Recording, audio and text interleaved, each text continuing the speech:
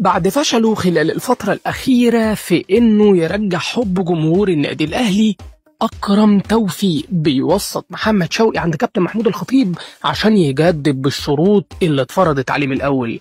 طب يا ترى هيجدد فعلا؟ وهل هيبقى في كلام عن إن أكرم هيرجع لحضن النادي الأهلي؟ تعالوا نعرف كل حاجة من البداية للنهاية على الوكالة سبورتس. ثلاث أسباب تخلي أكرم توفيق هو اللي محتاج الأهلي والأهلي دلوقتي مش محتاجه. يمكن يكون أول سبب فيهم إن أكرم ما عندوش خيار غير إنه هو يلعب مع النادي الأهلي خلال الفترة اللي جاية، لأنه أفضل خيار ليه دلوقتي. أما السبب التاني لأنه شاف إن عقده مع الشمال القطري مش هيبقى مميز عن عقده الجديد مع النادي الأهلي.